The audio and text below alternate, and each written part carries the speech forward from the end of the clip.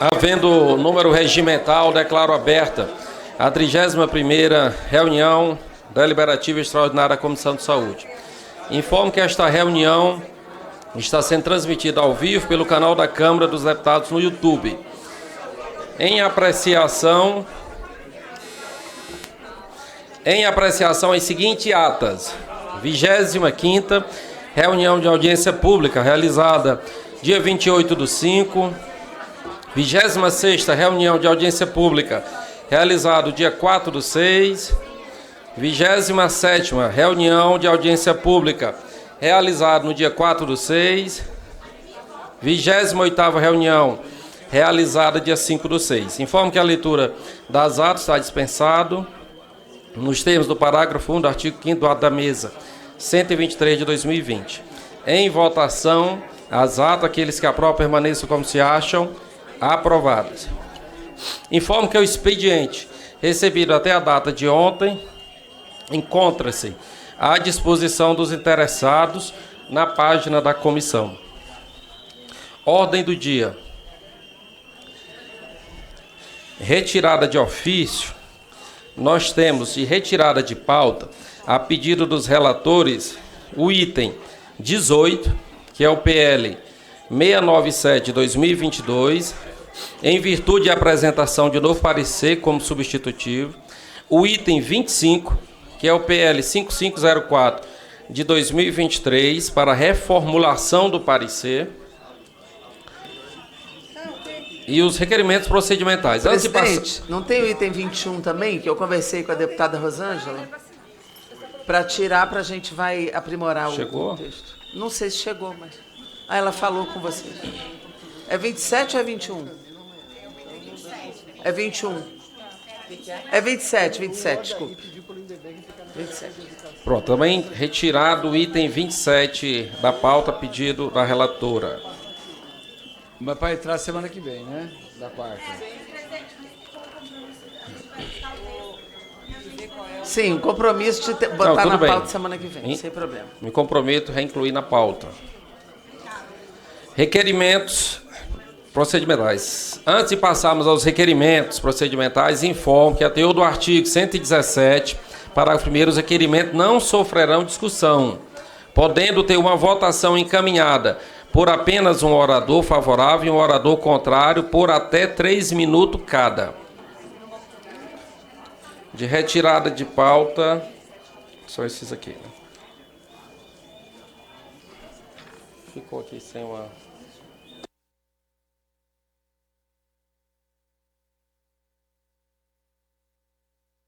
Então vamos lá, tem o item 5, que é o PLP 39 de 2023, pedido de retirada da deputada Adriana Ventura. O item 6, que é o PDL 37 de 2019, que é pedido do delegado Paulo Bilinski. Nós temos o item 8, que é o PL 3092 de 2012, que é o pedido do deputado Alan Garcês. O item 10, que é o PL 11003 de 2018, pedido do deputado Zacarias Calil.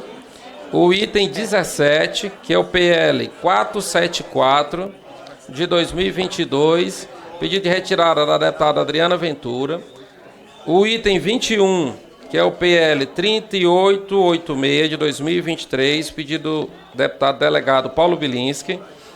E o item 23, que é o 4735 de 2023, que é do deputado Lindbergh Faria. Tem também aqui o item 26 e o item 25, mas esse já foi prejudicado por ser retirada pelo relator de ofício. E o item 26, que é o PL 6107, pedido de retirada do deputado Lindbergh Farias. Presidente, com a palavra, deputado Diego Garcia. Quero que seja destacado o 8 e o 10, que são minhas relatorias. O item 8. Tem 8 e 10.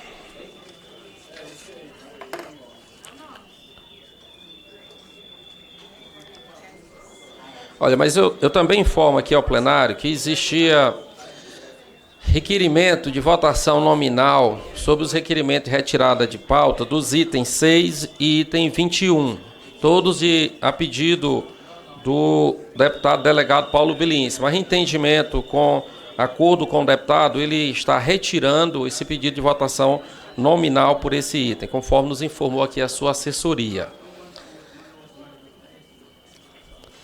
Então, vamos em votação os requerimentos lidos, ressalvados os destacados, os que aprovam permaneçam como se acham, aprovados. Então, vamos lá, o item 8. O item 8, que é o PL 3092 de 2012, aqui pela retirada de pauta. O requerimento é de autoria do deputado Alan Garcês, que no momento não se encontra. Teria algum parlamentar que deseja fazer arguição favorável à retirada de pauta? Não havendo, passo a palavra para o deputado Diego Garcia para ser contrário à retirada de pauta. Presidente, não tem nem muito o que falar, até para não prejudicar a reunião. Como o deputado Alan não está aqui para pôr os seus argumentos, eu peço ao plenário para que a gente possa manter na pauta e apreciar esse projeto quando chegar a sua vez. Presidente, pois não, o item 26, eu gostaria de pedir destaque, porque a gente vai chegar num acordo aqui com o governo e alterar a complementação e o parecer. É porque é o seguinte, esses itens, como não teve manifestação, esse item já foi aprovado, já foi retirado. Nós já colocamos em votação os que não foram destacados. Aí esse, em bloco, já foi... Não, mas é porque já foi votado. Já foram votados. Só não foi votado os dois que foram destacados, que é o item 8 e o item 10. Presidente. Mas já foram votados.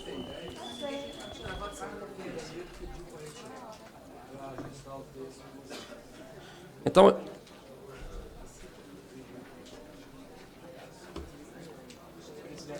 presidente, queria só reforçar com o plenário que, como vai ser colocado em votação, que os colegas se manifestem contrários à retirada de pauta para se manter o item 8 em votação.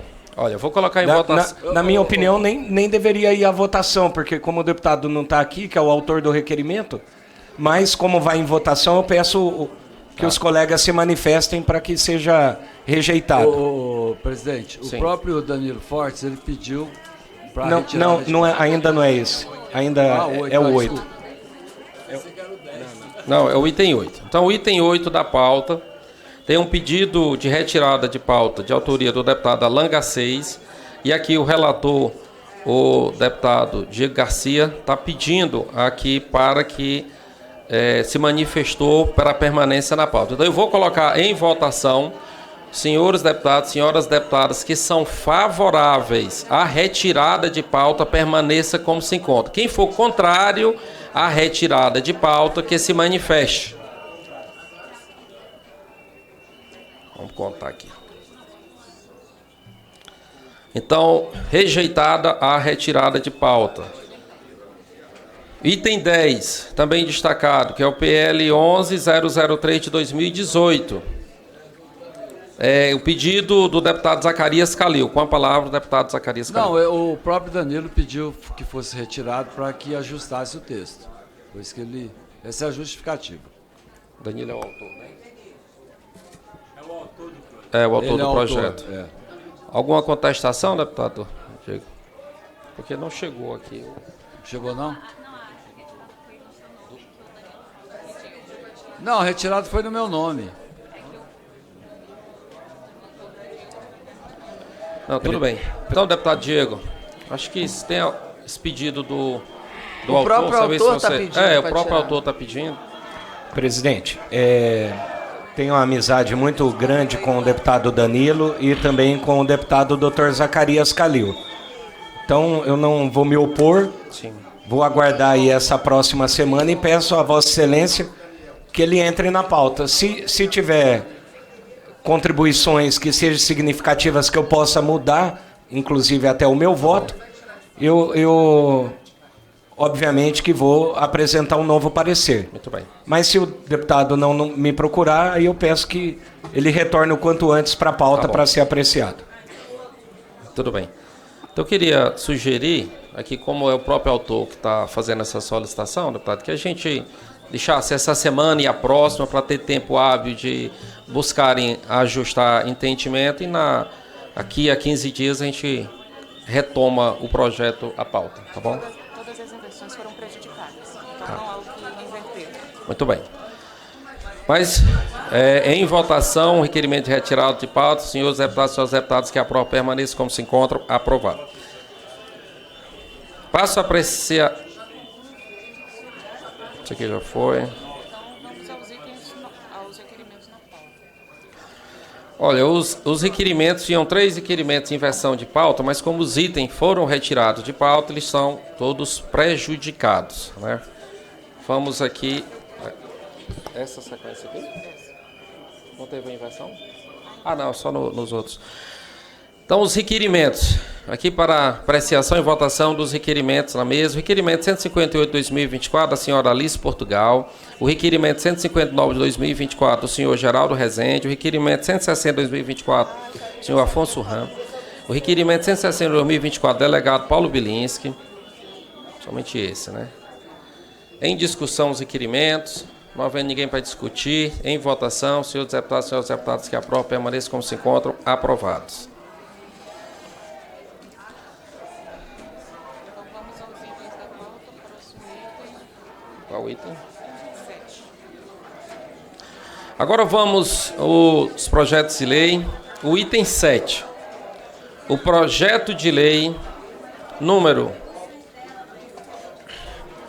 2641/2019 do Senado Federal, Alessandro Vieira, que altera a Lei 14.133, de 1º de abril de 2021, Lei de Licitações e Contratos Administrativos, para estabelecer requisitos para a compra de equipamentos destinados a procedimento diagnóstico terapêutico no âmbito do Sistema Único de Saúde. A relatoria da deputada Rosângela Moro, com a palavra para proferir seu parecer. Obrigada, presidente.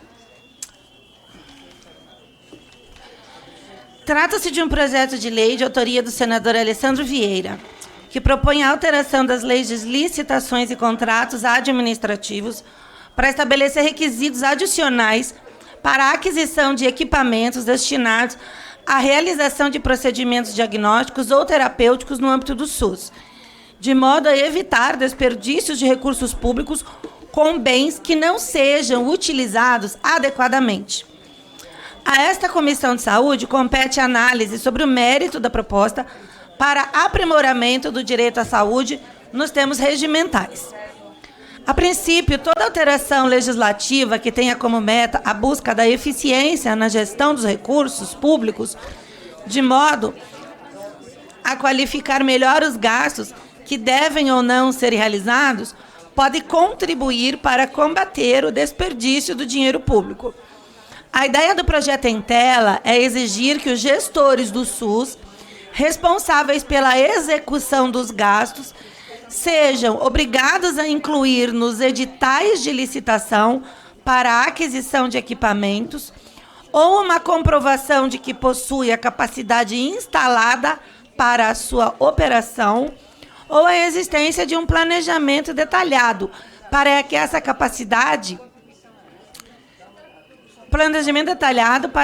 capacidade esteja prontamente disponível no momento em que o equipamento for entregue ou instalado. Com isso, evita-se a aquisição de bens que irão permanecer encaixotados, ociosos, subutilizados, uma aquisição antieconômica. Adequadamente, evita desperdícios, como pretende o projeto. É extremamente necessário para o SUS, tendo em vista que o sistema público de saúde padece de limitações de recursos, enfrenta carências diversas e convive com falta de produtos, insumos, medicamentos, materiais de respiração, etc. Assim, aplicar os recursos públicos de forma correta e transparente é fator essencial para a melhoria dos serviços de saúde prestados à população dentro de um sistema universal, integral e gratuito, mas que possui limites para a realização de despesas e que necessita enfrentar a reserva do possível. E esse projeto, presidente, é oportuno mencionar que, conforme foi colocado pelo autor em sua proposta e justificativa, esse projeto foi inspirado em uma proposta apresentada em 2016 por uma estudante de Sergipe, a jovem Júlia Oliveira Pedro, no âmbito do programa Parlamento Jovem Brasil, o que torna essa proposta ainda mais louvável. Então, pelo exposto, presidente, eu voto pela aprovação do projeto. Em discussão, não havendo ninguém para discutir, em votação, senhores deputados, senhoras deputadas, que aprovam, permaneçam como se acham aprovado.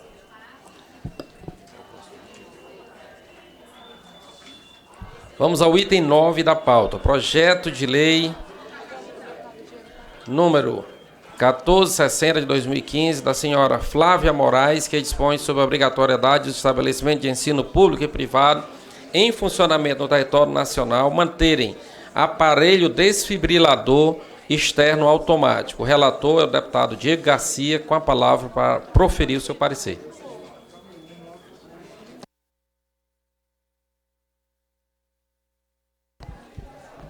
É o 9, né, presidente? É, item 9.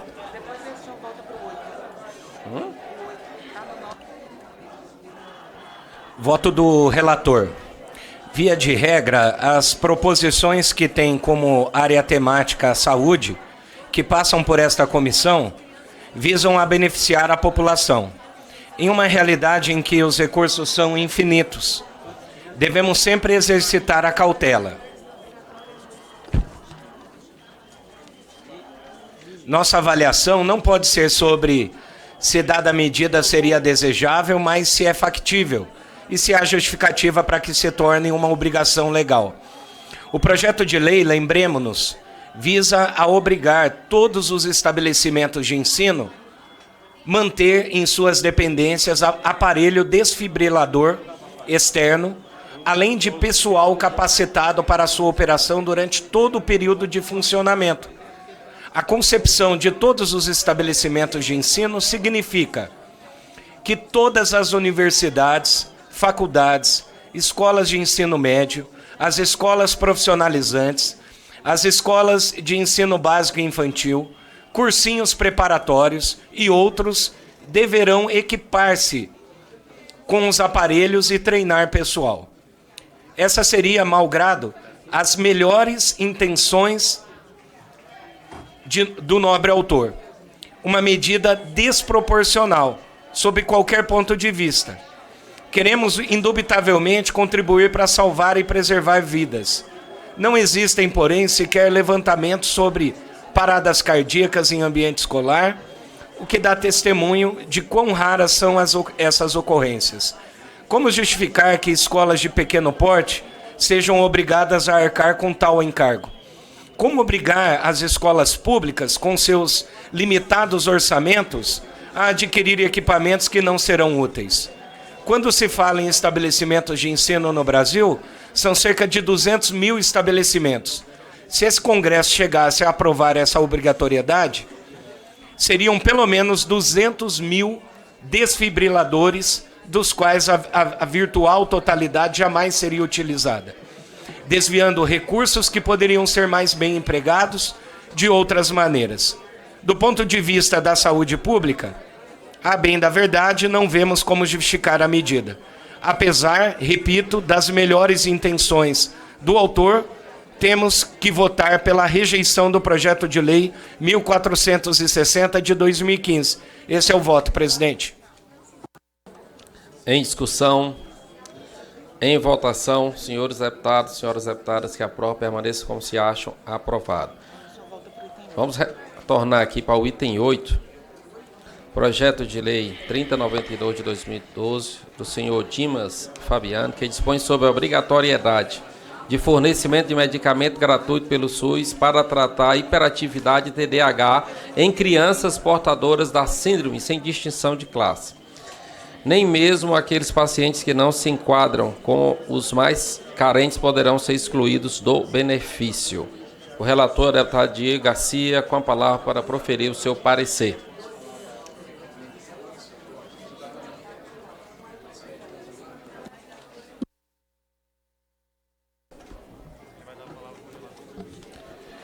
Voto do relator. Trata-se de projeto de lei que tem o objetivo de garantir que todas as crianças diagnosticadas com transtorno do déficit de atenção e hiperatividade tenham o direito aos medicamentos indicados ao tratamento dessa condição e ao acompanhamento neuropsiquiátrico no Sistema Único de Saúde. Preliminarmente, importante ressaltar que o atendimento à saúde pelo SUS é regido pelo princípio constitucional da integralidade, que garante o atendimento a todas as doenças e condições clínicas que possam afetar o ser humano, nos diferentes níveis de complexidade da atenção. Obviamente que as estratégias terapêuticas para curar a doença ou controlar o quadro sintomatológico também precisam fazer parte dos serviços em consonância com os protocolos definidos pela ciência. Nesse contexto jurídico normativo, não resta dúvidas que os pacientes diagnosticados com TDAH, não só crianças, mas adultos também, já têm reconhecido o direito ao atendimento integral, o que inclui medicamentos, procedimentos e dispositivos médicos. Entretanto, o rol de produtos disponibilizados pelo SUS observa as recomendações definidas no protocolo clínico e diretrizes terapêuticas aprovadas pelo Ministério da Saúde, assim como as listas de produtos incorporados aos serviços públicos, aos quais são definidas pelos gestores dos entes federados. Em razão disso, a incorporação de medicamentos ao SUS possui uma metodologia específica, inscrita na Lei Orgânica da Saúde, que precisa ser preservada, para que o sistema funcione melhor e possa garantir o direito coletivo à saúde. Da nossa parte, é claro que torcemos e envidamos esforços para a oferta da saúde integral das pessoas com TDAH e hiperatividade. Por isso, pessoalmente, oferecemos indicação para o Ministério da Saúde com esse conteúdo, ao mesmo tempo que entendo não ser recomendável que a lei subverta essa sistemática para incorporar medicamentos ao SUS de forma independente da avaliação técnico-científica, promovida pela Comissão Nacional de Incorporação de Tecnologias no SUS, a CONITEC. Dessa forma, eu considero que a proposição em comento não se mostra conveniente para o direito à saúde e pode trazer prejuízos à coletividade e ao interesse público, o que recomenda sua rejeição, de modo a preservar a sistemática legalmente definida para a incorporação de tecnologias ao SUS. Ante todo o exposto, o voto é pela rejeição do projeto de lei número 3.092 de 2012. Presidente, eu queria apenas registrar aqui no plenário que constantemente nós estamos vendo projetos de lei como esse sendo apresentado pelos parlamentares. E obviamente que nós, deputados ou senadores, somos procurados pela sociedade que reclama e que clama para ter o acesso o quanto antes a essas novas tecnologias, medicamentos, terapias que estão em desenvolvimento o tempo todo e novos medicamentos estão entrando no mercado o tempo todo. O que ocorre é que, mesmo nós tendo já nos últimos anos avanços, tanto para o registro de medicamentos quanto para a incorporação de medicamentos pela CONITEC, alguns desses medicamentos continuam ou por falta de apresentação por parte da indústria do pedido de incorporação do medicamento, ou às vezes por serem medicamentos que atendem uma parcela muito baixa da população e que deixa de ter esse apelo tão forte, essa comoção tão forte nacional para que os medicamentos sejam disponibilizados pelo SUS. E faz com que as pessoas, as associações, as entidades que representam esses pacientes com essas diversas doenças, procurem os parlamentares e os mesmos apresentem projetos para, através de lei, incorporar os medicamentos via SUS. O que ocorre é que essa nunca será a forma adequada. Então, por mais que seja excelente a intenção do autor de qualquer uma dessas proposições, o parlamento nunca será a forma adequada para análise técnica, científica, para trazer segurança aos pacientes de qual medicamento ou não, independente da doença, essas pessoas devem usar. Por isso que o nosso voto, ele é pela rejeição, não que somos contra aos pacientes ou que não queremos o acesso deles a esses medicamentos, de forma alguma.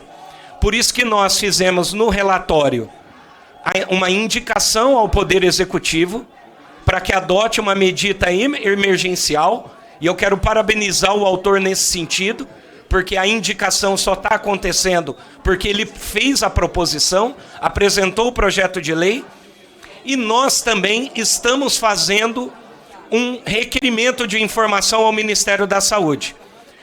Há poucos dias no Senado Federal teve uma discussão sobre o tema através de uma audiência pública. E, infelizmente, o Ministério da Saúde não está se debruçando sobre esses temas com a devida responsabilidade para dar respostas aos pacientes, seja com TDAH ou com outras doenças. Então, nós vamos fazer, através de um requerimento de informação também, as solicitações para que o Ministério detalhe quais os motivos, por quais motivos esses medicamentos ainda não foram incorporados no SUS. É o que nós, no Parlamento, podemos fazer, por isso o voto é pela rejeição, presidente. Em discussão a matéria. Presidente, em virtude dessas colocações do deputado Diego Garcia, eu quero pedir vistas a esse projeto, mas quero fazer um registro aqui, que precisa ser feito. Doutor Ismael, muito obrigado.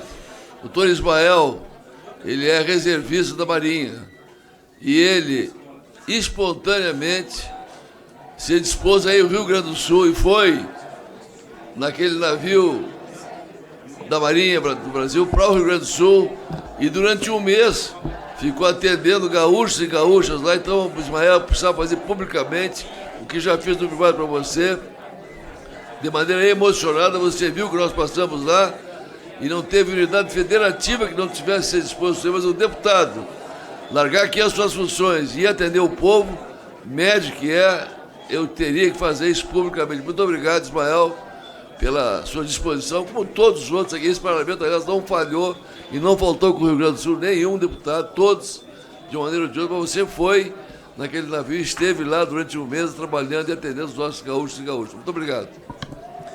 Com a palavra, o deputado Zacarias Calil. Ô, presidente, em relação a esse projeto aí rejeitado, eu gostaria de dizer o seguinte: no dia 6 agora de junho, nós fizemos uma audiência pública para debater o TDAH, que ele afeta milhões de pessoas em todo o país e que muitos pacientes ainda enfrentam barreiras financeiras. Não só financeiras, mas geograficamente e principalmente de conhecimento para se ter um diagnóstico e acompanhamentos adequados. Então, Diego Garcia, eu acho que é crucial garantir que todos os cidadãos tenham acesso ao tratamento do TDAH na rede pública de saúde. E eu vou ler aqui um trecho, assim, só rapidinho, de uma paciente, que ela diz o seguinte, que é necessário lembrar que os tratamentos no SUS demoram significativamente para que haja tratamento adequado. É triste saber que o paciente segue as coordenadas informadas dentro das regras do SUS estabelecidas, porém, em muitos casos, são negligenciados pelos próprios administradores de cada unidade. É preciso que haja ética, responsabilidade, cuidados, como se cada responsável por a área de atuação estivesse lidando com um ente querido necessitando de cuidados. Há mais de um ano eu aguardo para uma consulta com o neurologista, mas em qual mesa e sistema o meu encaminhamento foi paralisado? É preciso fiscalizar. Minha situação de saúde não, até o momento, não se refere ao TDAH, mas é da minha filha e, como citado na reportagem que foi falado aqui, muitas crianças, adolescentes, jovens e adultos. Então, é necessário que seja incorporado esse tratamento pelo SUS.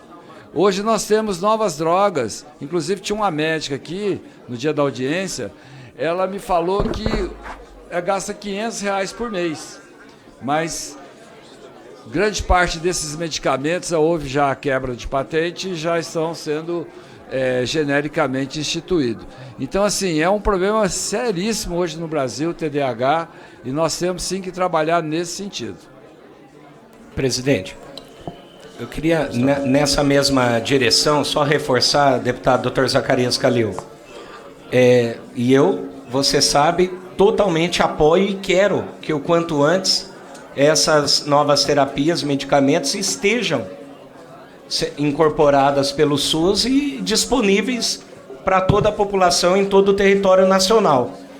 O que ocorre é que, via projeto de lei, essa não é a medida adequada. Essa não é a medida adequada. Por quê? Eu tenho certeza, você não tomaria um medicamento prescrito por mim por um projeto de lei. Eu não sou pesquisador, não estou do outro lado do balcão com capacidade técnica para dizer qual a dosagem que você deve tomar, qual o medicamento. E outro detalhe, esses medicamentos, eles estão o tempo todo sendo modificados. Novas tecnologias estão entrando no mercado. Quando nós engessamos e colocamos por lei, por uma norma legal, nós podemos, num futuro próximo, estar também prejudicando.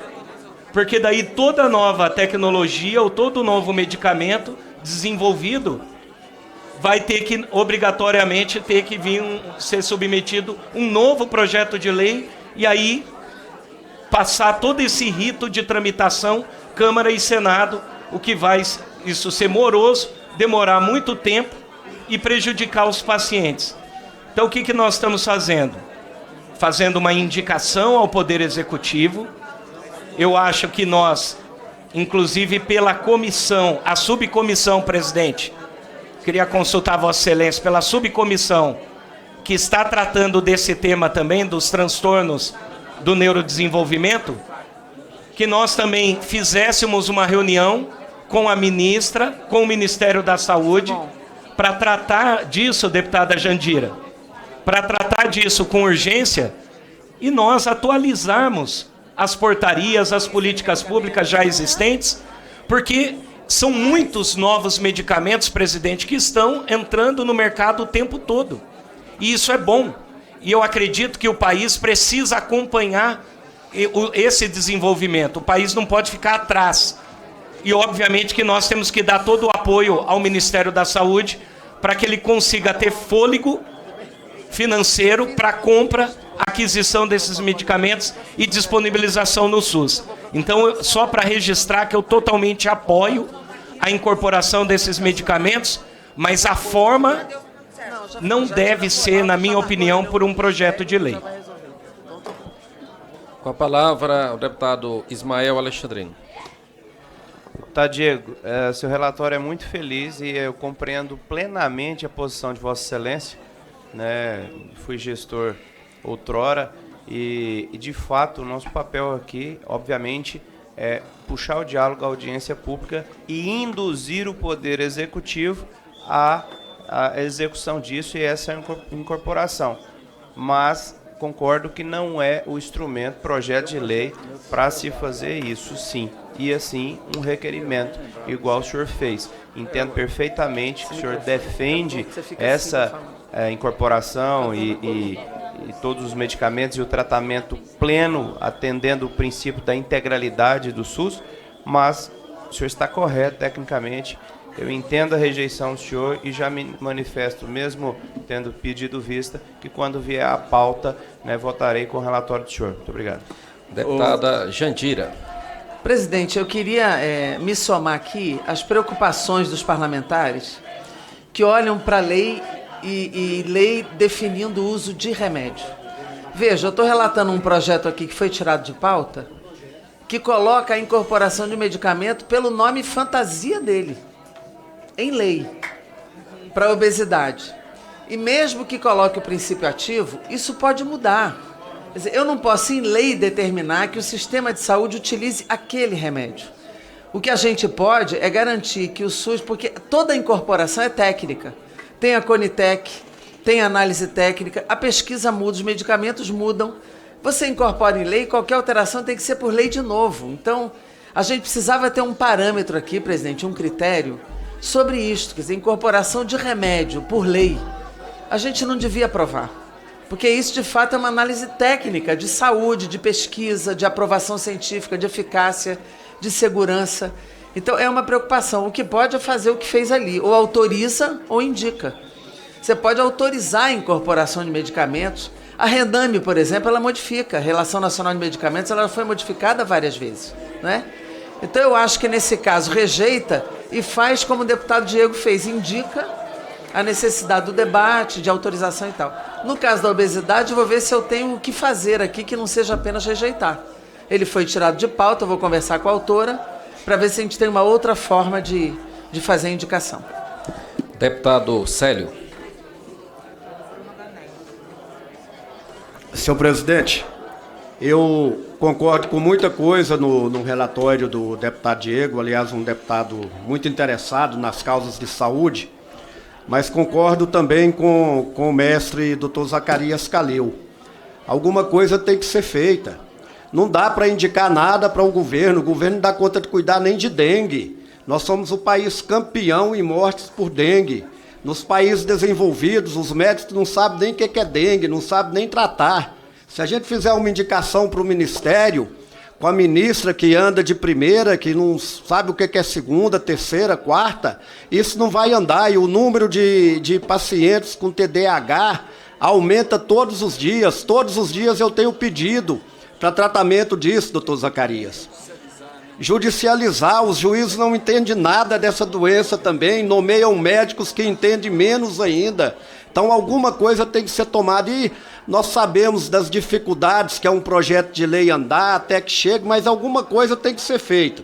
Menos indicar para o Ministério, que o Ministério não dá conta de tratar das coisas básicas do nosso país. Então, com todo respeito ao relatório do deputado Diego, mas em termos médicos, eu sempre concordo aqui com a posição lúcida, com a posição de sempre olhar para o bem do doutor Zacarias Calil. Obrigado, presidente. Deputado doutor Luiz Ovando. Senhor presidente, depois dessa argumentação, eu estou quase que convencido. Eu ia fazer aqui uma pergunta para o relator, o deputado Diego Garcia, que é sobre o porquê não aceitar essa situação. A deputada Jandira coloca muito bem, porque, infelizmente, não se tem que colocar nome de fantasia quando você indica, mas pelo menos a medicação ou pelo menos o mecanismo de ação. É fundamental o mecanismo de ação. Se você for ver, eu não sou especialista em TDAH e algumas doenças neurológicas na condição de clínico a gente sempre acompanha e tal, e o que a gente percebe é que essa droga que foi colocada aqui, ela inibe a recaptação dos neurotransmissores, tentando otimizar, mas mesmo na TDAH não se sabe muito bem qual é a fisiopatologia do problema. E essa é uma droga cara. E a grande questão é exatamente isso. Tem pacientes que melhoram e que a família tem que prover meios para conseguir, inclusive, a aquisição daquela determinada droga. Mas eu acho muito zeloso, muito diligente a preocupação de não se colocar determinados princípios ativos farmacológicos no projeto de lei, mas pelo menos genericamente dizer assim, olha, drogas que reduzam a recaptação das monoaminas, no caso aí noradrenalina, dopamina, enfim. Eu acho que isso é importante, depois o deputado Diego poderia falar, porque na verdade a gente sabe que essas drogas são benéficas para essas situações. E quando você diz, não, nós não vamos colocar aqui, mas na verdade aqui não é o fórum para aprovar exatamente indicação medicamentosa. Por esse lado, realmente eu concordo, mas alguma coisa precisa ser feita. Muito obrigado, senhor presidente. Palavra, deputado Bruno Ganém, depois o deputado Diego Garcia. Obrigado. Bom, presidente, eu estou analisando aqui tanto o relatório do nosso relator aqui, Diego Garcia, quanto o projeto inicial, e eu não sei se está com algum problema no site da Câmara, acredito que não, mas eu não encontrei nem no relatório e nem no projeto inicial uma nomenclatura objetiva que diz respeito a um princípio ativo que deve ser utilizado. Eu vi sim um projeto de lei que talvez seja, digamos assim, um pouco juridicamente ousado em obrigar a distribuição do medicamento, mas que, ao meu ver, quando a gente está na comissão de saúde, ou seja, uma comissão que não entra na questão jurídica, mas sim na questão do mérito, eu entendo que é fundamental, até porque a gente que tem um trabalho de acompanhamento junto às pessoas com TDAH, né, e outras neurodivergências, a gente percebe que existe um problema muito sério para ter acesso à medicação, para ter acesso a tratamento, né, e a gente, a partir disso, entende que essa comissão, aprovando esse projeto de lei, ela acaba gerando, se não uma obrigatoriedade, porque a gente sabe que isso ainda vai ser discutido em outras ações, mas talvez uma pressão política muito maior do que a aprovação de uma indicação. Nesse sentido, que eu entendo que a gente deveria ser favorável ao projeto de lei, no sentido de uma posição política em favor das pessoas com TDAH.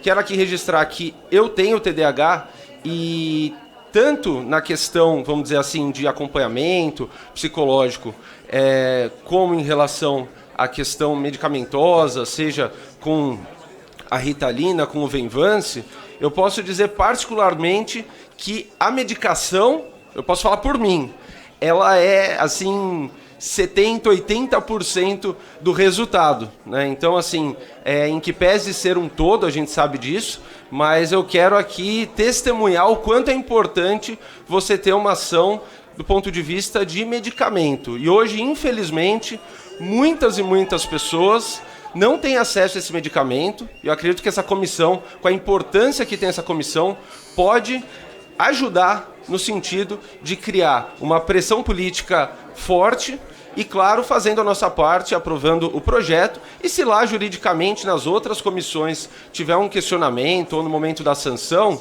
não é o que importa nesse momento. O que importa nesse momento é a gente colocar luz a essa dificuldade de tantas e tantas pessoas que têm TDAH nesse país. Obrigado. Aqui eu vou ainda conceder a palavra. Primeiro que o projeto já foi pedido vista, né? Então a gente abriu para essa discussão. Então vamos encerrar aqui a discussão com a palavra do deputado Geraldo Rezende, finalizando com o relator, para que a gente possa prosseguir com o avançar da pauta. Senhor presidente, eu também gostaria de fazer esse debate e espero que depois nós possamos prossegui-lo, mas eu concordo em gênero e número e grau com a deputada Jandira Fegali. Se eu buscasse o compêndio de clínica médica, poderia fornecer aqui milhares de projetos de leis obrigando o Sistema Único de Saúde a fazer o tratamento para essa patologia, para aquela patologia, o que ia ser uma profusão aqui. Nós podemos sugerir, indicar, como eu fiz aí no requerimento número 2, que estou colocando aí, a questão da adrenalina autoinjetável para choque anafilático, para evitar o que aconteceu em Anápolis, a terra de Goiás, terra do nosso terceiro vice-presidente, na moça que cheirou pimenta e teve um choque anafilático de tamanha monta que tem sequelas. Então, Eu pedi até para o Zacarias Caril comprar lá nos Estados Unidos para mostrar aqui, mas a indústria já me forneceu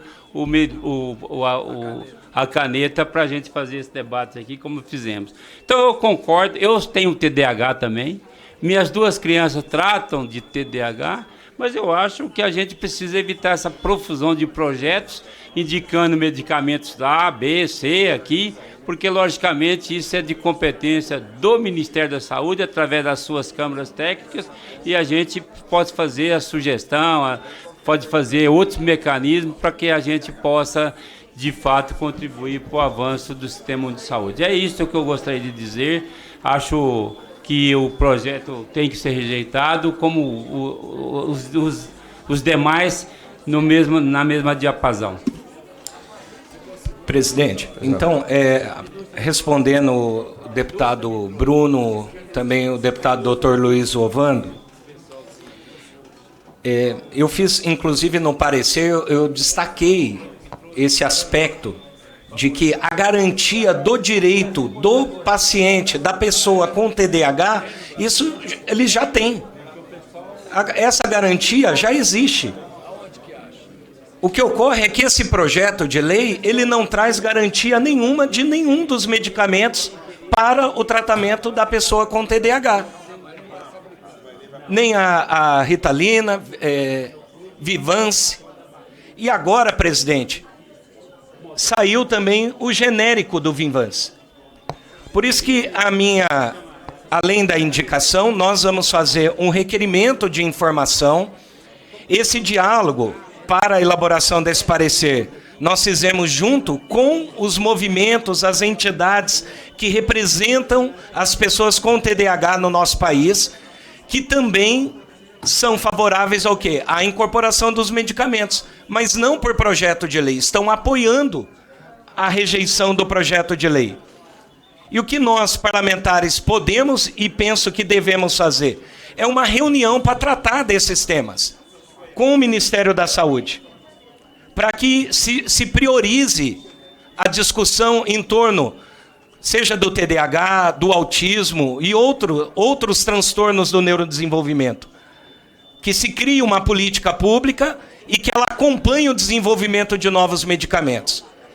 Então, respondendo, o projeto ele não traz garantia alguma de medicamento, não traz garantia alguma, por isso o voto é pela rejeição, mas eu estou à disposição dos parlamentares que quiserem contribuir também com o parecer que deve entrar na próxima reunião após aí cumprir o prazo das vistas. É isso, presidente.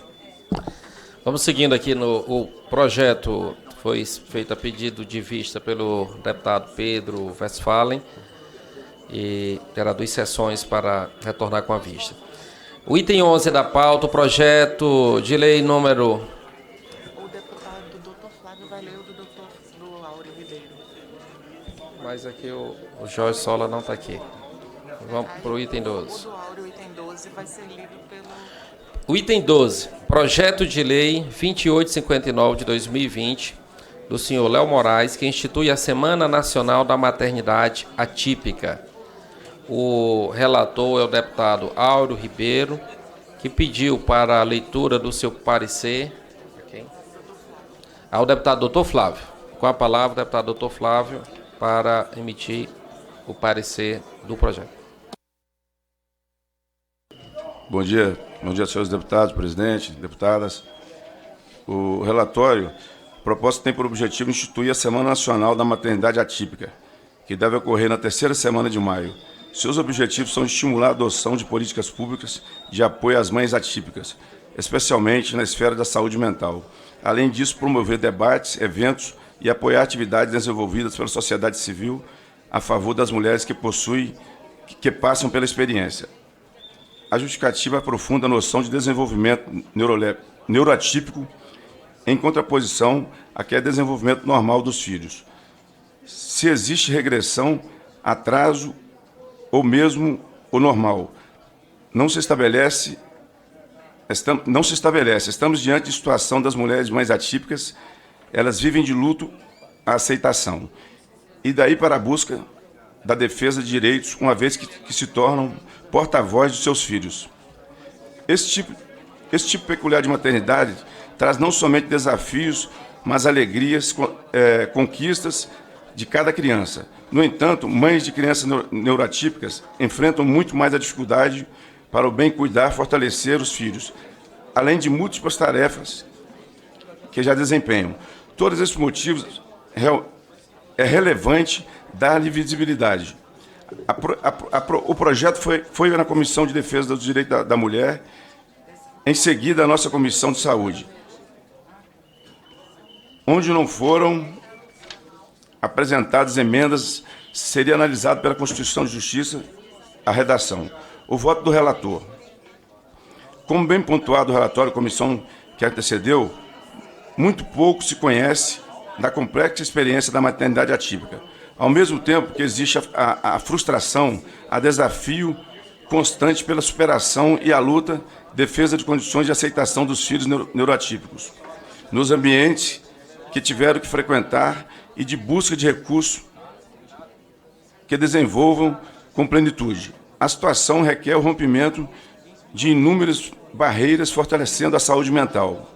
Ocorre que a situação dessas mães atípicas não é bem conhecida pela sociedade e é importante que exista conscientização até para estimular a colaboração, a solidariedade e se motive a inclusão das crianças e apoie as mães.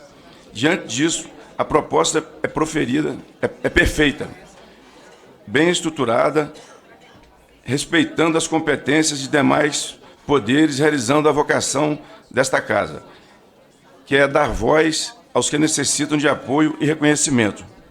Por esse motivo, o voto é pela aprovação, projeto de lei número 2.859 de 2020. Deputado Auro Ribeiro, relator. Em discussão a matéria, com a palavra a deputada Jandira. Presidente, eu quero apoiar também o parecer e aproveitar para falar de algo que está muito grave no Brasil, que é a questão dos cancelamentos dos planos de saúde, que recaem exatamente sobre essas mães. Me lembro que nós fizemos um grande debate aqui, no ano retrasado, sobre o rol taxativo, que era exatamente uma exclusão de pacientes de doenças crônicas, doenças graves, transtornos infantis, né, de autismo e tantos outros, que excluíram essas mães e essas famílias dos planos de saúde. A lei de 98, eu estava aqui quando ela foi aprovada. Nos planos familiares e individuais, não pode haver cancelamento unilateral pela lei, a não ser que haja fraude, inadimplência ou pedido do beneficiário. Então, o que está sendo feito é um crime no Brasil, é ilegal o que está sendo feito. E eu acho que nós precisávamos, como comissão, estou esperando o presidente ficar ligado. Presidente, eu acho que nós deveríamos, como comissão, inclusive, procurar o presidente da casa, porque há 275 projetos tramitando aqui para alterar essa conduta dos planos de saúde. Já há um relatório feito do deputado Duarte Júnior, que incluiu os 275 projetos. É uma trabalheira, imagina quantas proposições. Então, acho que nós deveríamos acelerar a solução legal para o que está acontecendo no Brasil. Então, a partir desse debate do relatório, que eu concordo e apoio, eu gostaria de puxar uma atuação proativa da presidência da comissão, no sentido da gente ir até o presidente da casa para que ele paute o projeto, paute o relatório, para que a gente avance no enfrentamento dessa situação dos planos de saúde no Brasil, presidente. É isso, obrigado. Deputada Jandira, na última reunião da comissão, foi instalada a subcomissão dos planos e seguros de saúde, que ficou com a presidência do deputado Léo Prates e a relatoria do deputado Ismael Alexandrino. E tem uma sugestão do deputado Léo Prates, que ele me passou há pouco, que a ideia é de, para a próxima semana, fazer uma primeira reunião dos membros da subcomissão, até solicito se a deputada não já estiver fazendo parte, que compareça, e a sugestão dele é chamar inclusive o deputado Duarte, que já fez todo esse estudo sobre todos esses projetos, para discutir com a subcomissão, para que somarmos esforços aqui para avançar nessa agenda. Com a palavra, deputado Diego Garcia.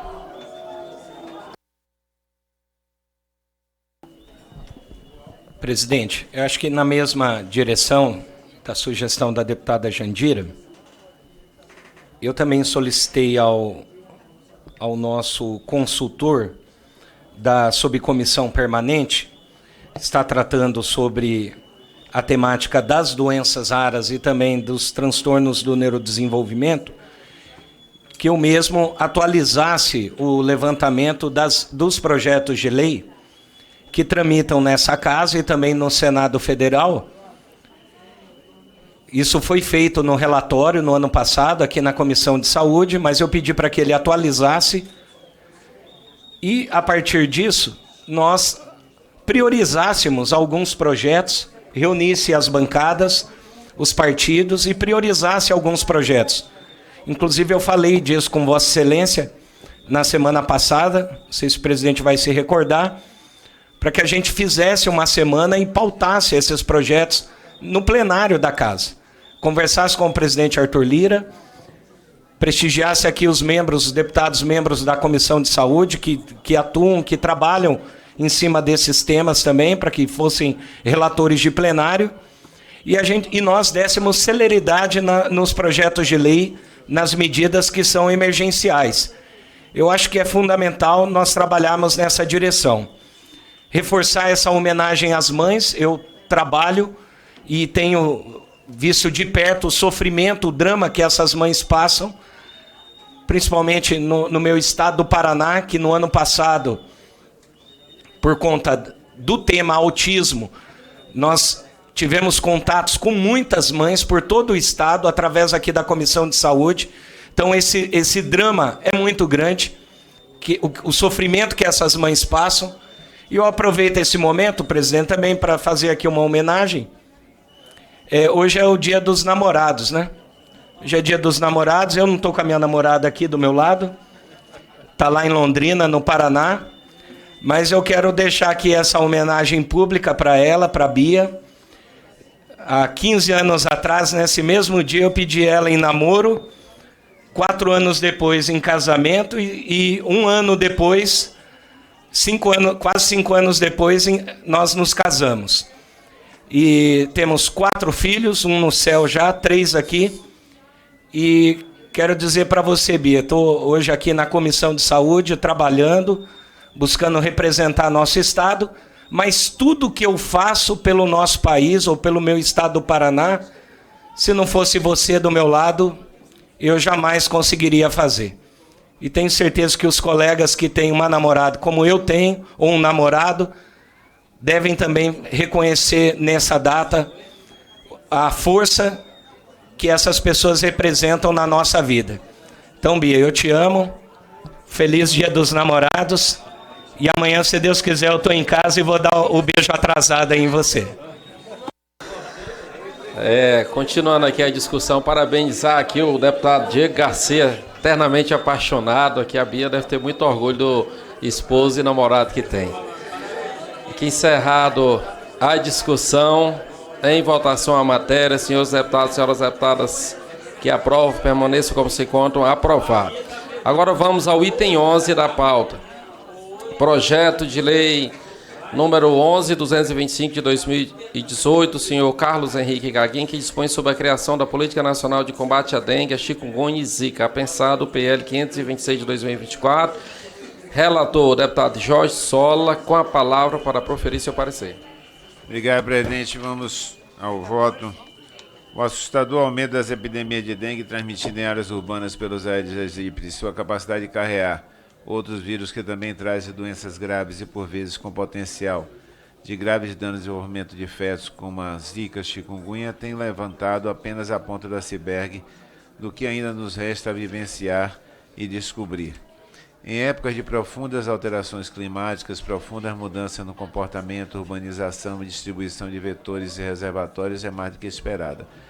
Por esse motivo, é justa a vontade de combater a Aedes aegypti. No entanto, nosso país tem ainda diversos outros agravos de transmissão vetorial com o qual se travam batalhas quase seculares, como a filariose, leishmaniose, doença de Chagas e a tão temida malária.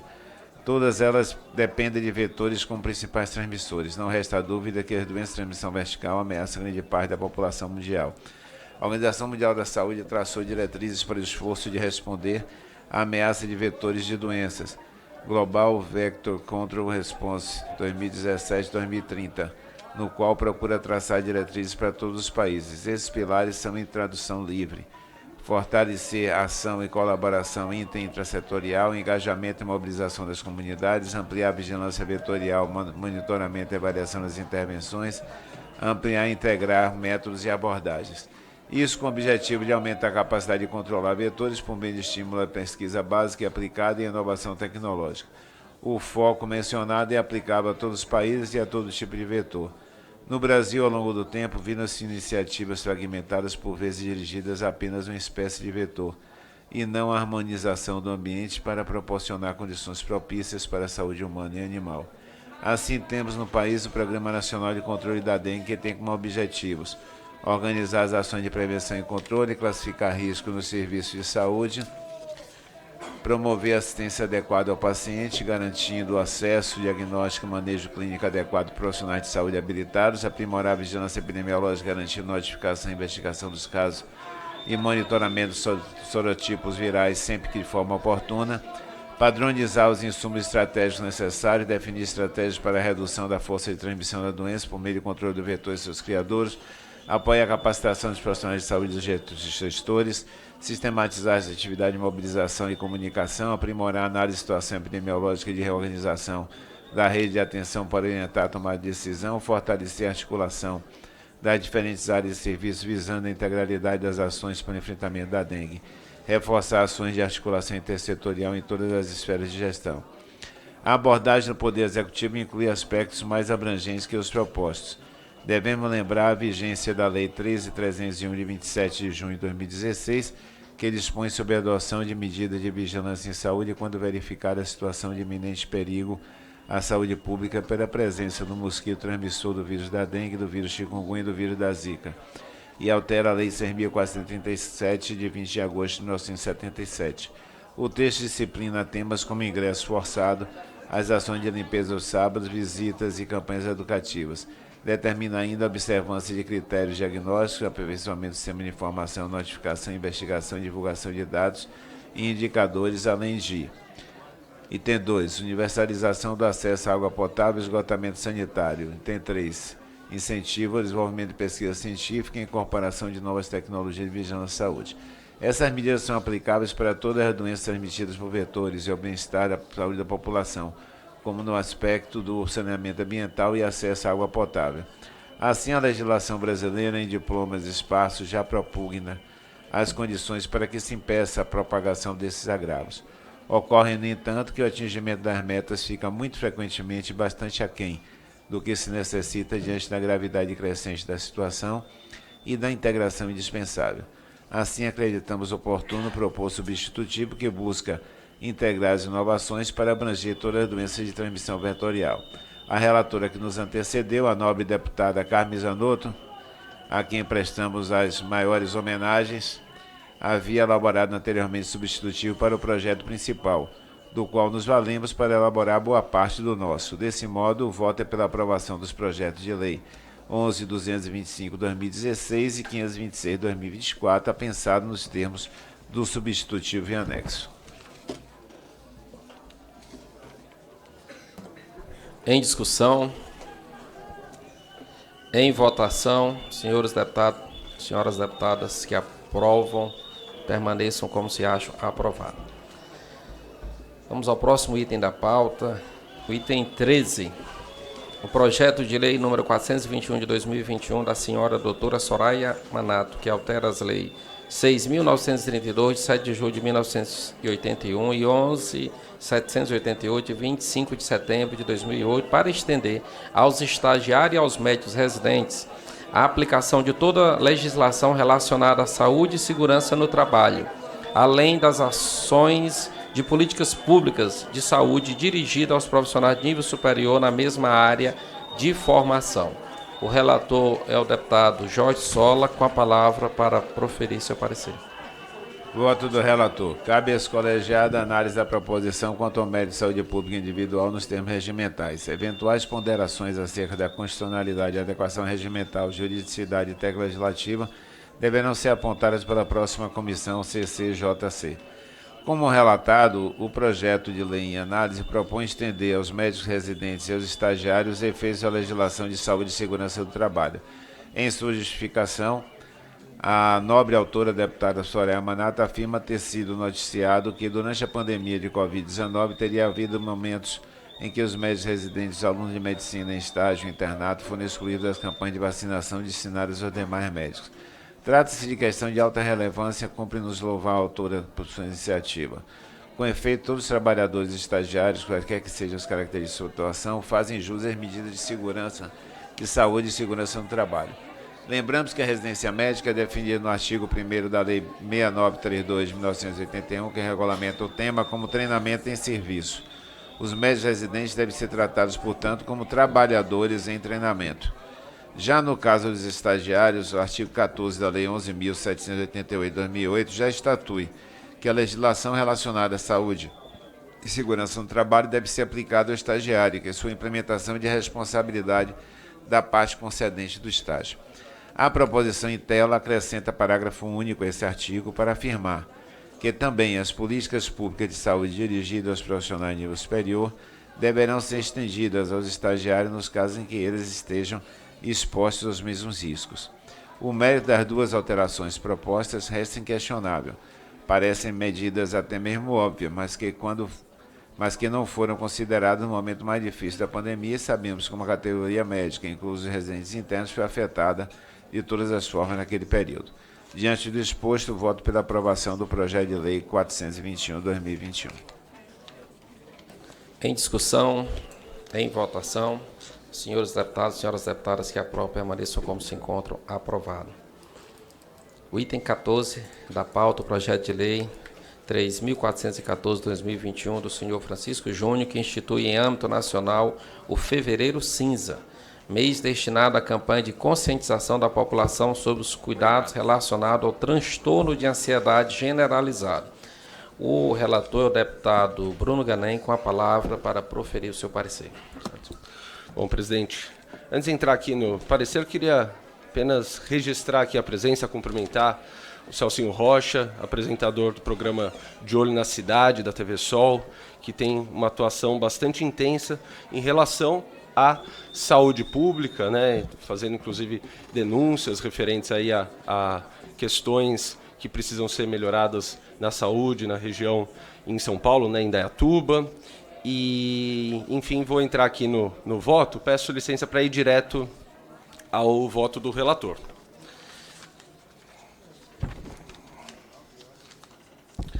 Trata-se de projeto de lei que institui o mês Fevereiro Cinza, destinado à conscientização da população brasileira acerca do transtorno de ansiedade generalizada, ocasião na qual serão realizadas ações com o objetivo de divulgar informações sobre o TAG, incentivar o diagnóstico e o tratamento dos pacientes e combater o preconceito relacionado ao transtorno. Compete a esta Comissão de Saúde avaliar o mérito da matéria perante o direito à saúde e a organização institucional do sistema de saúde brasileiro, nos termos do artigo 32, inciso 17, artigo 55 do Regimento Interno da Câmara dos Deputados. Importante salientar inicialmente que a ignorância e o desconhecimento da população acerca de muitas doenças e condições que impactam negativamente a saúde das pessoas tem sido fonte de preconceitos e discriminações que agravam os quadros clínicos e trazem custos aos sistemas nacionais de saúde. Por outro lado, o conhecimento facilita muito a vida de todos e permite um melhor convívio social para os indivíduos atingidos com a condição que podem ser incapacitantes. A criação de datas especiais direcionadas especialmente para conscientizar a população e grupos populacionais específicos sobre doenças e agravos à saúde deve ser considerada uma medida bastante simples, inclusive já prevista nas atribuições das autoridades de saúde do país e que pode trazer inúmeros benefícios individuais e coletivos. A Carta Magna de 1988, tendo em vista o potencial benéfico existente nas medidas direcionadas à prevenção, determinou a prioridade a essa espécie de medida no que tange à organização dos serviços de atenção à saúde, considerados de alta relevância pública. As campanhas educativas de conscientização da população são ações que, por excelência, privilegiam o aspecto preventivo no trato da saúde humana. Além desse aspecto, merece ser lembrada a importância do diagnóstico precoce no enfrentamento das doenças, pois ele viabiliza uma intervenção tempestiva e melhora muito os prognósticos. A difusão de dados e informações sobre as condições de saúde, em especial a divulgação sobre os sintomas da doença, formas de preveni-la, os tratamentos e diversos outros aspectos que podem ser objetos das campanhas de conscientização, contribuirá para a melhoria da atenção à saúde. Ante todo exposto, voto pela aprovação do projeto de lei número 3.414 de 2021. Em discussão, em votação, a matéria, senhores deputados e senhoras deputadas que aprovam, permaneçam como se acham aprovado. Vamos ao item 15. Projeto de lei número 4026 de 2021, do senhor Sebastião Oliveira, que prorroga até 31/12/2022 a possibilidade de colação de grau antecipada para os cursos na área de saúde mencionado no parágrafo 2º da lei 14.040 de 2020, medicina, farmácia, enfermagem, fisioterapia, odontologia, apensado PL 290 de 2022. Relator, o deputado Jorge Sola, para proferir seu parecer. Obrigado, presidente. Cabe a esse colegiado a análise da proposição quanto ao mérito da saúde pública individual nos termos regimentais. Eventuais ponderações acerca do mérito para ensino e da constitucionalidade, adequação regimental, juridicidade e técnica legislativa deverão ser apontados pelas próximas comissões, Comissão de Educação e CCJC. Ambas as proposições demonstram a grande sensibilidade social e sanitária de seus autores, que devem ser, portanto, louvados. Com efeito, nos anos 2021 e 2022, quando foram apresentados, a pandemia de Covid-19 estava ainda em seu auge. O Brasil necessitava ampliar de forma urgente a assistência prestada a profissionais de saúde que se mostravam imprescindíveis, mas em número insuficiente. Hoje, felizmente, a situação é outra. Não vigem mais as condições que então justificavam a medida de exceção em tela. Não há mais por que antecipar a colação de grau de nossos profissionais de saúde. Ainda que eles continuem insuficientes para a nossa grande demanda, não há mais uma situação de calamidade tão acentuada. Parece-nos, portanto, que as proposições antes meritórias perderam a oportunidade. Diante do exposto, apesar de louvar os nobres deputados Sebastião Oliveira e professora Dorinha Rezende, autores das proposições em tela, o voto é pela rejeição dos projetos de leis 4.026 de 2021 e seu apensado projeto de lei 290 de 2022.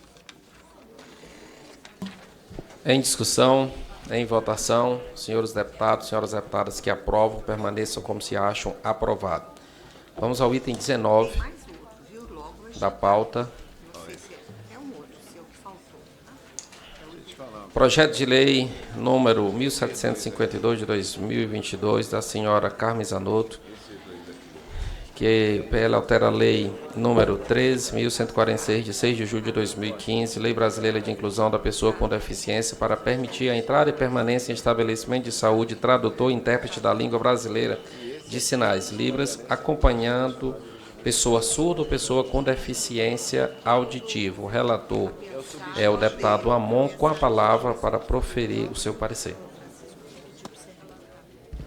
Muito obrigado, presidente. Muito obrigado a todos que se encontram aqui nesse momento. O projeto de lei em tela acresce o parágrafo único ao artigo 24 da Lei número 13.146, de 6 de julho de 2015, que é a Lei Brasileira de Inclusão da Pessoa com Deficiência, para permitir a entrada e permanência em estabelecimentos de saúde de tradutor e intérprete da língua brasileira de sinais, acompanhando pessoa surda ou pessoa com deficiência auditiva, ou, quando não for possível, disponibilizar intérprete. A proposição tramita em regime ordinário, sujeita à apreciação conclusiva pelas comissões de saúde, de defesa dos direitos das pessoas com deficiência e de Constituição e Justiça e de Cidadania. Nesta comissão, não houve apresentação de emendas no prazo regimental. É o relatório. A medida proposta pelo projeto, ora relatado, é, em verdade, um desdobramento do direito já estatuído no artigo 22 da Lei nº 13.146 de 2015, no seu artigo 22. Pode-se argumentar que a presença de um intérprete Libras estaria assumida neste caput, No entanto, é crucial destacar que o direito a um intérprete de Libras não se confunde com o direito a um acompanhante. Enquanto o acompanhante ou atendente pessoal tem o papel de fornecer suporte contínuo às necessidades diárias do paciente, o intérprete de Libras desempenha uma função específica e indispensável de mediação linguística, garantindo que a pessoa com deficiência auditiva possa comunicar-se efetivamente com os profissionais da área da saúde. A interpretação literal do dispositivo atual poderia levar à recusa da presença de um intérprete de Libras em consultas, exames e procedimentos sob justificativa de que o direito a um acompanhante já estaria contemplado pela pessoa que acompanha o paciente. No entanto, a presença de um intérprete de Libras é uma necessidade distinta e adicional crucial para assegurar que o paciente compreenda plenamente as informações médicas, instruções e diagnósticos fornecidos pelos profissionais da saúde. É, portanto, de grande importância efetuar esse adendo ao texto legal para eliminar quaisquer ambiguidades. A presença do intérprete de Libras é uma garantia fundamental de que a comunicação entre o paciente e os profissionais da saúde se mantenha fluente e correta, melhorando a qualidade da relação e dos resultados do tratamento. Essa medida assegura não apenas o direito à saúde, mas também o respeito à dignidade e à autonomia da pessoa com deficiência auditiva.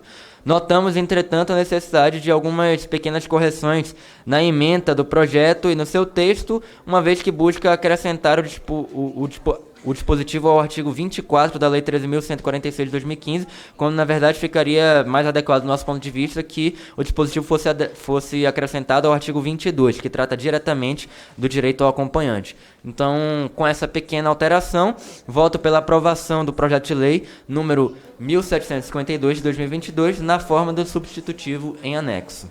Muito obrigado, deputado Amon. Em discussão, parecer do relator. Deputada Carmen Zanotto com a palavra. Obrigada, nobre deputado Ismael, que preside a nossa Comissão de Saúde. Agora eu vou ter que me cuidar muito, né? Porque eu ainda estou no hábito da Comissão de Saúde e Seguridade Social. É um prazer, num dia que eu estou retornando à casa, dia de reuniões da nossa Comissão de Saúde, ter um projeto sendo apresentado pelo querido deputado Amon, um projeto de minha autoria que busca dar às pessoas com deficiência a possibilidade do intérprete de línguas ser o tradutor real entre o paciente e os profissionais da área da saúde. Nem sempre um cuidador compreende a linguagem do que está sendo dito e transcrevê-la para o seu paciente. Então, é fundamental que a gente possa estar assegurando, então, o intérprete de línguas, de Libras, a língua de sinais, para a inclusão de todo paciente nos serviços de saúde, em especial que ele possa, literalmente, deputado Amon, compreender o que o profissional está falando do seu quadro clínico. Então, quero agradecer, inclusive, o aperfeiçoamento do texto, deputado Amon, e é um prazer estar de volta aqui na nossa comissão, na semana que vem, já como membro dessa Comissão de Saúde. Obrigada. Parabéns, deputada Carmen. Eu acho que o princípio da equidade, né, de tratar os desiguais na medida da sua desigualdade, ele é respeitado, é um dos princípios basilares do nosso Sistema Único de Saúde. Mais alguém? Não havendo mais oradores inscritos, declaro encerrada a discussão. Passe a votação do relator. Em votação, senhores e senhoras deputados e deputadas que aprovam, permaneçam como se acham. Aprovado. Projeto de lei número 2.390, de 2023, dos senhores Rui Carneiro e Luziane Lins, que dispõe sobre a obrigatoriedade de estabelecimentos hospitalares, clínicas e unidades de saúde públicas ou privadas, de informar a presença de lactose ou proteínas lácteas na composição do medicamento ofertado. O relator também é o deputado Amon, que concedo a palavra. Muito obrigado, presidente. O projeto de lei número 2.390 de 2023, de autoria do deputado Rui Carneiro e da deputada Luziane Lins, propõe a criação de uma obrigação para que todos os estabelecimentos hospitalares, clínicas e unidades de saúde de natureza pública ou privada informem ao paciente ou ao seu responsável legal sobre a presença de lactose ou de proteínas lácteas no medicamento ou tratamento ofertado. O autor, nas justificativas apresentadas para a propositura do PL, salienta que a intolerância à lactose, devido à ausência ou deficiência da enzima lactase e a alergia às proteínas do leite da vaca, a PLV, em razão de uma resposta imune, afetam grande parcela da população brasileira. Acrescentou que, enquanto a intolerância à lactose atinge cerca de 40% dos adultos no Brasil, com a maioria dos casos sendo leves, a APLV afeta principalmente crianças, mas muitos casos, 80% deles, entram em remissão antes dos 3 anos de idade. Esclareceu ainda que a proposta visa proteger as pessoas afetadas com essas condições no momento do consumo de medicamentos, ao evitar que sejam surpreendidas com a piora de sintomas relacionados à intolerância ou à alergia às substâncias presentes no leite. O projeto foi distribuído à apreciação conclusiva das Comissões de Saúde e de Constituição e Justiça e de Cidadania, esta última apenas para análise da constitucionalidade e juridicidade, conforme o artigo 54 do Regimento Interno da Câmara dos Deputados. Ao fim do prazo regimental, não foram apresentadas emendas ao projeto nesta comissão. É o relatório. Trata-se de proposição para obrigar os hospitais, clínicas e unidades de saúde de natureza pública ou privada a informar ao paciente acerca da presença da lactose e de outras proteínas lácteas na composição dos medicamentos dispensados aos respectivos pacientes. Compete a essa Comissão de Saúde a análise da sugestão e o seu mérito para o direito à saúde.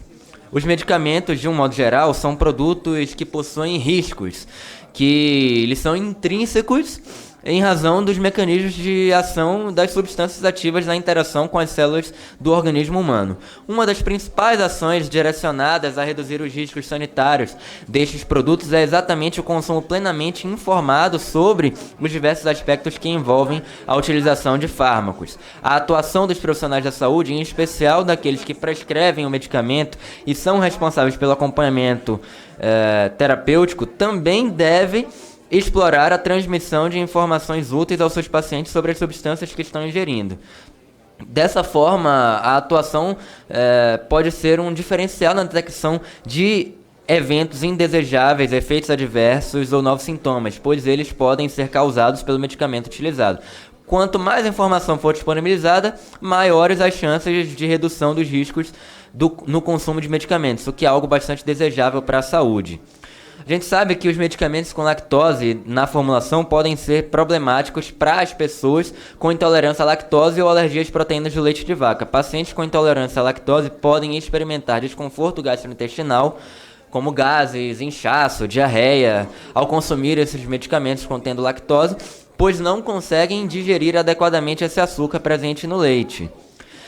E essas proteínas. Da mesma forma, pessoas com alergia às proteínas do leite podem apresentar sintomas de sua hipersensibilidade em níveis variados de gravidade, desde uma urticária leve até um broncoespasmo.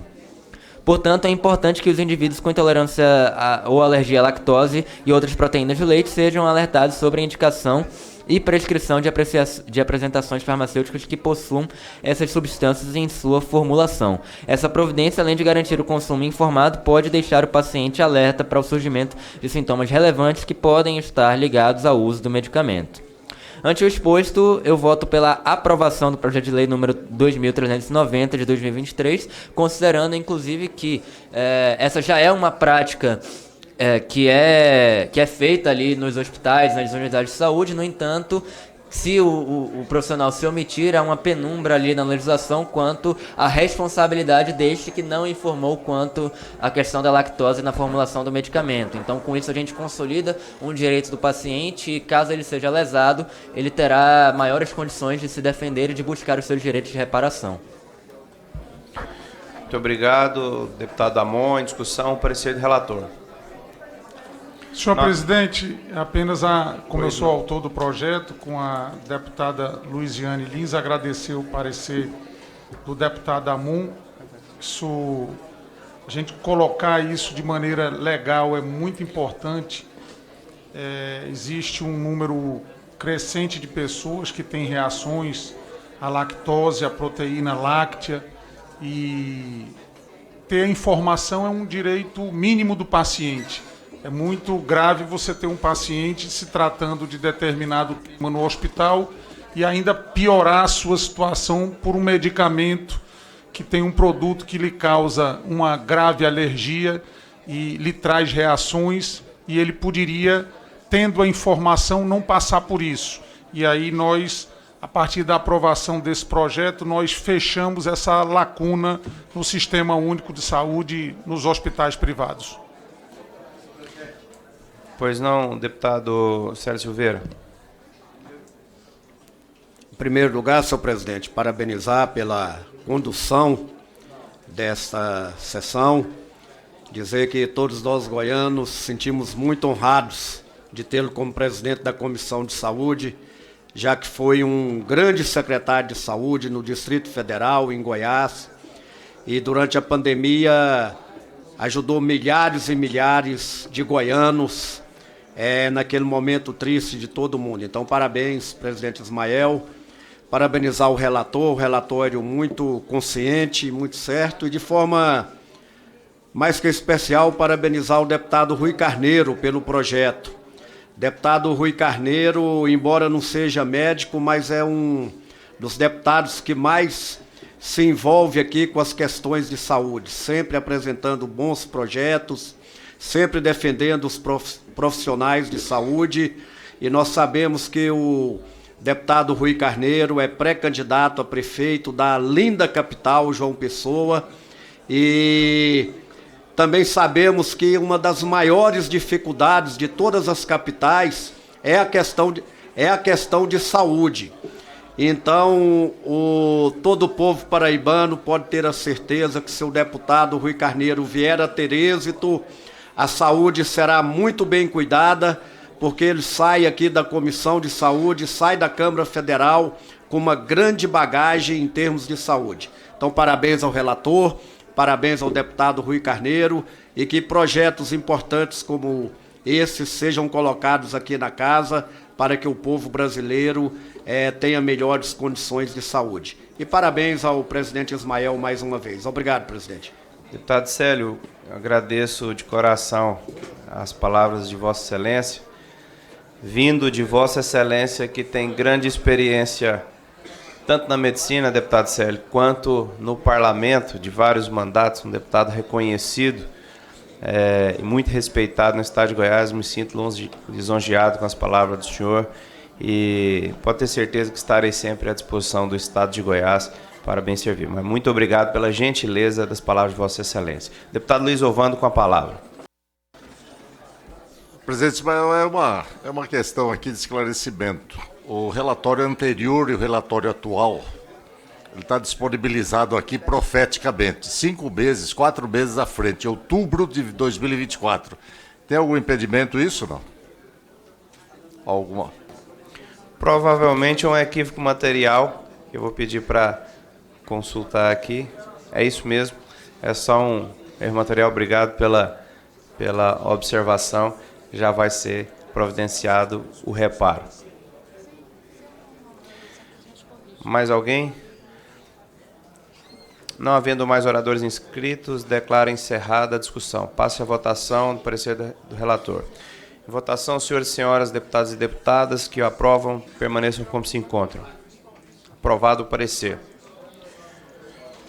Projeto de lei número 4.360/2023, do senhor Dr. Benjamin, que institui o Programa Nacional de Tratamento Cirúrgico de Fraturas e Controle de Complicações Decorrentes. O relator, deputado Jorge Sola, com a palavra.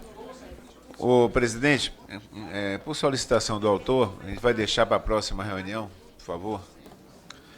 Muito obrigado, deputado Jorge Sola. Então, para que fique registrado, projeto 4.360/2023, retirado de pauta por solicitação do próprio autor, senhor Dr. Benjamin. Projeto de lei, no item 24, projeto de lei número 4.840/2023, do senhor Fábio Teruel, que altera a lei número 13.819, de 26 de abril de 2019, da Política Nacional de Prevenção de Automutilação e do Suicídio, para prever a assistência psicossocial e o atendimento gratuito e sigiloso de familiares e pessoas próximas de vítimas de suicídio e de pessoas em sofrimento psíquico agudo ou crônico. Relator, deputado Jorge Sola, com a palavra. Obrigado, presidente. Cabe a essa comissão a apreciação de proposições quanto ao mérito no que tange a questões referentes ao campo temático e área de atividade nos termos do regimento interno da Câmara de Deputados. Projeto de Lei 4.840 de 2023, de autoria do deputado Fábio Teruel, pretende alterar a Lei 13.819, de 26 de abril de 2019, Política Nacional de Prevenção da Automutilação e do Suicídio, para prever a assistência psicossocial e o atendimento gratuito e sigiloso de familiares e pessoas próximas de vítimas de suicídio e de pessoas em sofrimento psíquico agudo ou crônico. O autor da proposição justifica a sua iniciativa argumentando que, embora a Lei 13.819, de 26 de abril de 2019, represente um importante passo na prevenção da automutilação e do suicídio, é necessário reconhecer a sensibilidade dessas questões e o impacto profundo sobre as pessoas envolvidas. A proposta visa aprimorar a abordagem adotada pela referida lei, estendendo a assistência psicossocial e o atendimento gratuito e sigiloso não apenas às pessoas em sofrimento psíquico, mas também aos seus familiares e amigos que desempenham um papel crucial na recuperação e prevenção.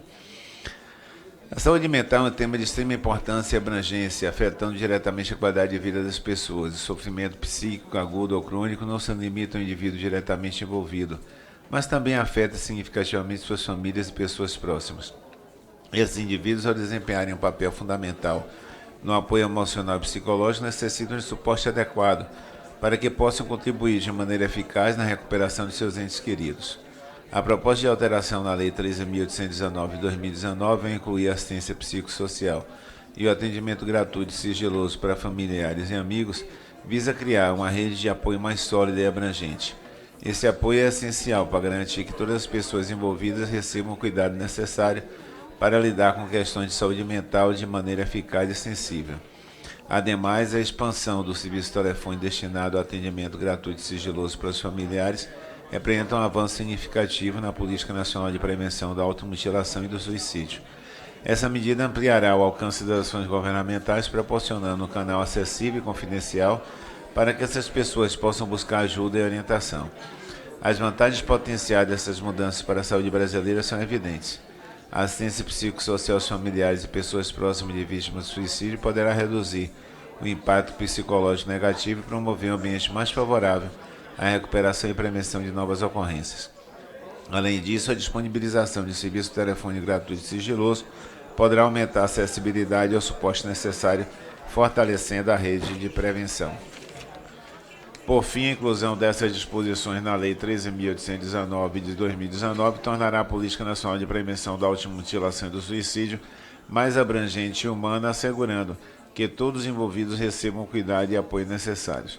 Pelas razões expostas, na certeza do mérito e oportunidade da proposição, meu voto pela aprovação do projeto de lei 4.840 de 2023.